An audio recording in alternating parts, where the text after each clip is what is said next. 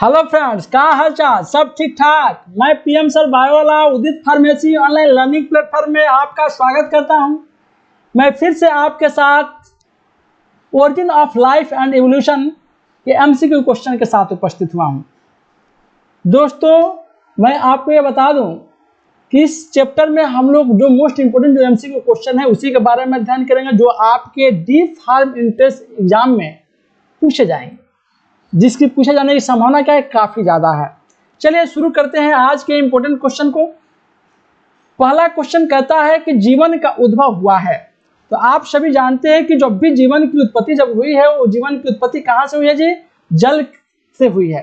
क्योंकि सबसे पहले पृथ्वी के ऊपर क्या था? जल था। उसी जल के अंदर क्या हुआ कि छोटे छोटे जो क्या हुए, एक कायिक हुए, और उसी कायिक के अंदर धीरे धीरे परिवर्तन हुआ। उसी कायिक से क्या एक बड़े जीव का निर्माण हुआ, उसे फिर उससे बड़े जीव का निर्माण हुआ। तो इस प्रकार से क्या हुआ है कि जीवन का माने उद्भवन हुआ। ठीक है, उद्भव हुआ। तो सबसे पहले जीवन का उद्भव कहाँ हो रहा है जी? तो आपके पानी के अंदर क्या हो रहा है कि जीवन का उद्भवन हो रहा है। ठीक है, तो वायु में तो नहीं होगा, पृथ्वी में पहले नहीं हुआ, जल में, सही बात है, सिर्फ जल में। इनमें से सभी, ये भी आपका ऑप्शन गलत। ऑप्शन सी क्या हो जाएगा? आपका सही हो जाएगा। क्वेश्चन नंबर 2 कहता है कि चंद्रमा पर जीवन संभव नहीं है क्योंकि वहां नहीं पाया जाता है। तो आप सभी जानते हैं कि वैज्ञानिक युग चल रहा है। इस वैज्ञानिक युग में चंद्रमा पर लोगों ने ये पता लगाया है कि वहां जीवन संभव है, लेकिन मात्र एक ही ऐसी बाधा है जो क्या कर रही है कि मानव को वहां रहने से रोक रही है। क्या? क्योंकि वहां जल ही नहीं है, वहां पानी की, वहां H2O की कमी है। H2O की वहां क्या है, कमी होने के कारण क्या हो रही है कि चंद्रमा पर जीवन को संभव नहीं माना जा रहा है। क्योंकि आप जानते हैं किसी भी जीव का यदि निर्माण हुआ है तो पानी से ही हुआ है, और उस जीव को चलाने के लिए, उस जीव को जीवित रहने के लिए पानी आवश्यक है। यदि उसके बॉडी के अंदर पानी खत्म हो जाएगा तो जीव का खत्म हो जाएगा। यदि हम चंद्रमा पर चले भी जाते हैं तो चंद्रमा पर पानी नहीं रहेगा तो हम क्या जीवित नहीं रह पाएंगे, हम लोग मर जाएंगे। तो चंद्रमा पर जीवन संभव नहीं है क्योंकि वहां जल नहीं पाया जाता है। क्या नहीं पाया जाता जी? वहां जल नहीं पाया। ऑप्शन है आपका क्या सही? कार्बन तो है, ये सही नहीं होगा। नाइट्रोजन भी है, हाइड्रोजन भी नहीं है। हाइड्रोजन भी आपका वहां है, ये भी आपका ऑप्शन गलत, क्योंकि ये सारे चीजें हैं लेकिन पानी सिर्फ नहीं है, जिसके चलते क्या है कि जीवन वहां संभव नहीं है। ठीक है, ऑप्शन ये आपका सही हो जाएगा। 3 नंबर क्वेश्चन कहता है कि पक्षियों के पंख मानव के निम्न के होमोलोगस हैं।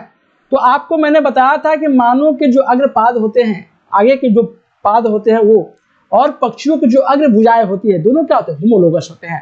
तो अग्रभुजा जो पक्षियों को होती है, जिसके माध्यम से पक्षी क्या होती है? उड़ती है। तो पक्षी जो उड़ती है, जो पक्षी के अग्रभुजा और मानव के जो क्या होते हैं, जो मानव के जो अग्रपाद होते हैं, ये सभी क्या होते हैं? होमोलोगस ऑर्गन होते हैं। तो पक्षियों के पंख मानव के निम्न के होमोलोगस होते हैं। किसके? अग्रभुजा के होमोलोगस होते हैं। मानव के जो अग्रभुजा है, इसी अग्रभुजा के होमोलोगस क्या होता है? पक्षी के जो पंख है वो पंख होता है। ठीक है, तो पहला ऑप्शन क्या कहता है? टांग नहीं, कंध नहीं, केवल जीभ नहीं। ऑप्शन डी क्या कहता है? अग्रभुजा। हाँ, सही बात है, अग्रभुजा ही क्या होता है कि पक्षियों के पंख मानव के अग्रभुजा के होमोलोगस होता है। पक्षियों के पंख मानव के अग्रभुजा के होमोलोगस होता है, ये बात ध्यान रखिएगा। ठीक है, 4 नंबर क्वेश्चन कहता है कि अजगर में कौन सा अवशेषी अंग होता है? अवशेषी अंग कहने का मतलब कि जो क्या हो, जो यूज लायक नहीं हो। आपके बॉडी के अंदर कुछ ऐसे भी ऑर्गन है जिसका उपयोग कुछ नहीं है, बॉडी के अंदर जैसे तैसे पड़ गए हैं। जैसे कि आपके बॉडी के अंदर वर्मीफॉर्म अपेंडिक्स होता है।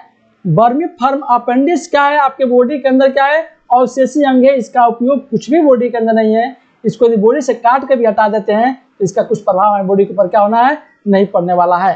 ठीक है, तो यही अवशेषी जो अंग होते हैं अजगर में, उसके जो पीछे के जो पाद होते हैं, जो पीछे के जो पश्च जो पाद होते हैं वो क्या होते हैं? अवशेषी अंग होते हैं। किसमें? अजगर में। नासिका में नहीं होगा जी, पश्च पाद में, सही बात है। स्केल में भी नहीं होगा, स्कल्स में नहीं होगा, दांत में भी नहीं होगा। तो ऑप्शन बी आपका क्या हो जाएगा? सही हो जाएगा। ठीक है, 5 नंबर क्वेश्चन कहता है कि वे अंग जो आकारकी में भिन्न तथा कार्य में क्या हो? समान हो। तो जिसका कार्य मतलब जिसका फंक्शन क्या हो? जिसका फंक्शन सेम हो। तो फंक्शन सेम हो गया तो क्या होगा जी? ये आपका एनालोगस हो गया, एनालोगस हो गया। यही फंक्शन यदि डिफरेंट हो जाता है तो फंक्शन डिफरेंट होने के कारण क्या होगा कि ये आपका होमोलोगस हो जाता है। ठीक है, फंक्शन डिफरेंट होने के कारण क्या हो जाता है? ये होमोलोगस। होमोलोगस हो जाता है। तो यही मतलब कि ये समवृत्ति, एनालोगस मतलब समवृत्ति। तो कह रहा है कि वे अंग जो आकारिकी में भिन्न तथा कार्य में भी क्या हो समान होते हैं, तो समान होते हुए क्या कहलाते हैं आपके समवृत्ति मतलब एनालोगस अंग कहलाते हैं।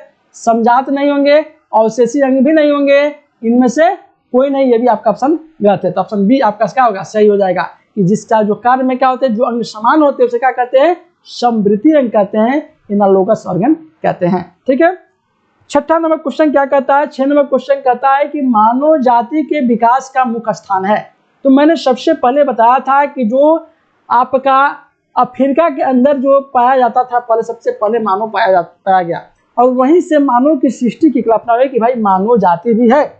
ठीक है, तो अफ्रीका के अंदर क्या हो गया था कि आपका जो रामापिथेकस था वो अफ्रीका के अंदर क्या किया गया पाया गया था। तो मानव जाति के विकास का मुख्य स्थान जो माना जाता है क्या माना जाता है आपका अफ्रीका माना जाता है। और उसी अफ्रीका के अंदर क्या हुआ कि आपका मानव का विकास पहली बार हुआ था। तो एशिया नहीं होगा, अफ्रीका सही बात है, यूरोप आपका नहीं होगा, चीन भी नहीं होगा। तो कौन सा आंसर सही होगा जी, मानव जाति का विकास का मुख्य स्थान कौन हो जाएगा अफ्रीका, बी आंसर आपका सही होगा।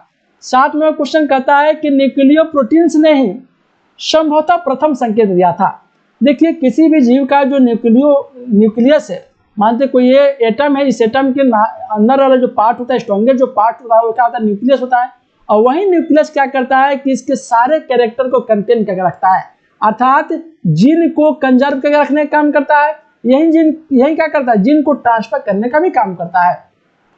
तो और इस न्यूक्लियस के अंदर क्या होता है कुछ प्रोटीन उपस्थित होते हैं, जिस प्रोटीन को क्या कहते हैं हम न्यूक्लियो प्रोटीन कहते हैं। अर्थात न्यूक्लियो प्रोटीन्स कहने का मतलब है कि न्यूक्लियस के अंदर उपस्थित प्रोटीन को क्या कहते हैं हम न्यूक्लियो प्रोटीन कहते हैं। और ये न्यूक्लियो प्रोटीन क्या करते हैं, ये किसी भी जीव के उत्पत्ति के बारे में बताते हैं, मतलब उसके जीवन के उत्पत्ति के बारे में बताते हैं। कौन आपके न्यूक्लियो प्रोटीन्स क्या करते हैं बताते हैं। तो इन्होंने सबसे प्रथम संकेत क्या दिया था जीवन का दिया था कि इस पर पृथ्वी के ऊपर क्या है कि जीवन संभव है, जीव क्या हो उत्पन्न हो सकते हैं। न्यूक्लियो प्रोटीन्स ने संभवतः प्रथम संकेत किसका दिया जीवन का, उद्विकास का नहीं दिया था, जातीयता का नहीं दिया था, मिमिक्री का भी नहीं दिया था। तो आपका आंसर ए हो जाएगा सही। ठीक है, 8 नंबर क्वेश्चन कहता है कि जीवन की उत्पत्ति का आधुनिकतम सिद्धांत है। तो आधुनिकतम सिद्धांत क्या कहता है कि देखिए आज आधुनिकतम सिद्धांत क्या है, मॉडर्न थ्योरी क्या है कि भाई हम लोग वैज्ञानिक युग में जी रहे हैं, तो हम लोग ये मान रहे हैं कि भाई भूत दूत कुछ नहीं होता है, देवता देवी कुछ नहीं होता है, ये मानते हैं हम। ठीक है, हम लोग क्या करें सारे चीजों को क्या बनाया विज्ञान ने बनाया है। ठीक है, तो हम लोग विज्ञान के ऊपर निर्भर हैं। तो विज्ञान के ऊपर निर्भर है तो हम बता रहे हैं कि जीवन की उत्पत्ति हो रही है तो क्या केमिकलों के रिएक्शन के कारण हो रही है।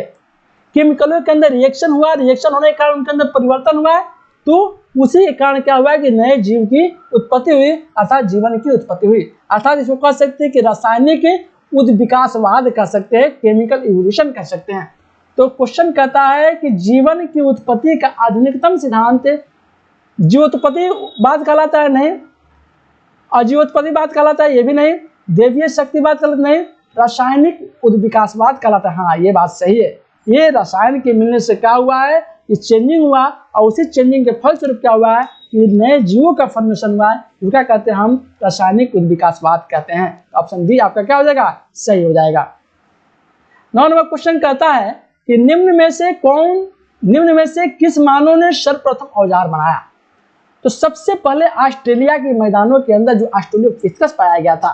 ठीक है, ऑस्ट्रेलिया के अंदर क्या पाया गया आपका ऑस्ट्रेलियोपिथेकस नामक आपका जो है मानव पाया गया।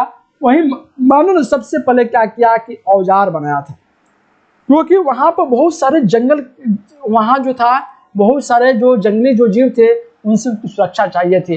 वो क्या करते थे कि मानव को मार कर खा जाते थे, तो उससे बचने के लिए उन्होंने क्या किया कि औजार का फॉर्मेशन किया और उसी औजार से अपनी सुरक्षा करते थे, अपने भोजन को व्यवस्थित करते थे, अपने भोजन की व्यवस्था करते थे। ठीक है, तो पहला ऑप्शन कहता है क्रो मैग्नम नहीं, होमो सैपियंस भी नहीं, ऑस्ट्रेलियोपिथेकस सही बात है सी आंसर, न्यूडरथल नहीं, ये भी आंसर आपका गलत हो जाएगा। आंसर क्या कौन सा सही आपका सी आंसर आपका सही होगा। ठीक है, 10 नंबर क्वेश्चन कहता है कि आधुनिक मानव का सीधा पूर्वज समझा जाता है। देखिए आधुनिक मानव का सीधा जो पूर्वज की जब बातें होती है तो जो क्रो मैग्नम जो होता है उसी क्रो मैग्नन से क्या किया जाता है कि आधुनिक मानव का सीधा संबंध माना जाता है। ठीक है, आधुनिक मानव का संबंध किससे है जी? सीधे क्रो मैग्नन से। क्रो मैग्नन मानव से आधुनिक मानव का संबंध होता है। जावा मानव नहीं, क्रो मैग्नन मानव को, सही बात है। निडरथल मानव को, यह भी नहीं। पेकिंग मानव को, यह भी नहीं। ये सारे जावा मानव, जावा में जो मानव पाया जाता है उसे जावा मानव कहा दिया गया है। नीदरलैंड में जो मानव पाया उसे निडरथल मानव कहा दिया गया। ठीक है, इसी प्रकार से जहां जहां जो मानव पाया गया उसको उस जगह के अनुसार से उसका नाम रख दिया गया। ये मानव का यहाँ पाया गया। तो ऑप्शन क्या? ऑप्शन बी आपका सही हो जाएगा। क्रो मैग्नन को आधुनिक मानव का सीधा पूर्वज समझा जाता है। ठीक है, 11 नंबर क्वेश्चन क्या कहता है कि जैव विकास का सर्वमान्य सिद्धांत क्या कहलाता है? देखिए, तो जीवों के अंदर जो विकास हुआ, तो मैंने बताया था कि उसके अंदर जब उत्परिवर्तन हुआ, अर्थात उसके जीन के अंदर जब चेंजिंग हुआ, जैसे कि जिराफ था, तो जिराफ के अंदर क्या हुआ, ये गला के अंदर का जो जीन था उस जीन के अंदर का चेंजिंग आया। जो जीवों के यहाँ के जो जीन थे उस जीन के अंदर क्या हुआ, इस जीन के अंदर चेंजिंग आया। तो इस जीन के अंदर जब चेंजिंग आया तो ये क्या कहलाता है कि जीवों के अंदर जो जीन है, जीन के अंदर परिवर्तन हुआ, जो कहते हैं क्या, हम उत्परिवर्तन कहते हैं। ठीक है, क्या कहते हैं? उत्परिवर्तन। अर्थात इसके जो सिद्धांत उसको क्या कहेंगे? उत्परिवर्तनवाद कहेंगे। तो प्रश्न कहता है कि जैव विकास का सर्वमान्य सिद्धांत है क्या? प्राकृतिक वर्णवाद, प्राकृतिक वर्णवाद नहीं, संश्लेषण सिद्धांत ये भी नहीं, उत्परिवर्तनवाद, हाँ ये सही बात है, फेज सिद्धांत ये भी नहीं आपका होगा। ऑप्शन सी आपका क्या हो जाएगा? सही हो जाएगा। 12 नंबर क्वेश्चन कहता है कि आधुनिक मानव सबसे करीब है। देखिए, आधुनिक मानव का जब फेस देखिएगा ना, तो चिंपांजी का जो फेस होता है, चिंपांजी के फेस से क्या होता है कि आधुनिक मानव का फेस मिलता जुलता है। ठीक है, तो हम लोग क्या, चिंपांजी जब जाइएगा चिड़ियाघर में तो चिंपांजी को जब देखिएगा तो लगेगा तो हम ही लोग के जैसा है भाई। खाली सिर्फ बाल जो है, बाल से उसका शरीर ढका रहता है, बाकी सारा बॉडी पोर्शन, खाने का तरीका, बैठने का तरीका सब क्या मानव के जैसा ही मिलता जुलता है। तो आधुनिक मानव जो होता है ना, वो चिंपांजी के करीब होता है। ठीक है, बंदर के करीब नहीं, चुचुंदर के करीब ये भी नहीं, चिंपांजी के करीब, सही बात है। इनमें से कोई नहीं, तो कौन सा आंसर सही हो जाएगा जी? आधुनिक मानव सबसे करीब किसके है? चिंपांजी के करीब है, चिंपांजी के करीब है। ऑप्शन सी आपका क्या हो जाएगा? सही हो जाएगा। ठीक है, 13 नंबर क्वेश्चन कहता है कीट एवं चमगादड़ के पंख प्रदर्शित करते हैं। देखिए, कीट एवं चमगादड़ के पंख की जब बात होती है, कीट का भी पंख क्या उड़ने में काम आता है, चमगादड़ का भी पंख क्या उड़ने में काम आता है। दोनों का फंक्शन क्या है? सेम हो गया, लेकिन वर्ग क्या, इसका दोनों का फंक्शन काम क्या सेम हो गया, उत्पत्ति अलग अलग हुए।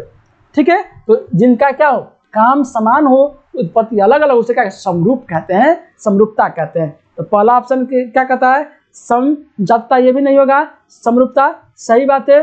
पूर्वजता नहीं, ये नहीं होगा। संयोजक करी, ये भी आपका नहीं होगा, क्योंकि पूर्वजता में क्या होता है कि हमारे पूर्वजों के गुण हमारे संतानों के अंदर आ जाते हैं। जैसे कि कोई आज बच्चा जन्म लिया, उस बच्चा का पूंछ बंदर जैसा पूंछ आ गया, तो बंदर हमारे पूर्वज थे, तो पूर्वजों का गुण उसके अंदर आ गया है, ये क्या पूर्वजता कहलाता है। ठीक है, कीट एवं चमगादड़ का पंख प्रदर्शित करते हैं, किसको प्रदर्शित करते हैं? ये समरूपता को क्या करते हैं? प्रदर्शित करते हैं। थैंक यू, मिलते हैं अब नेक्स्ट वीडियो में।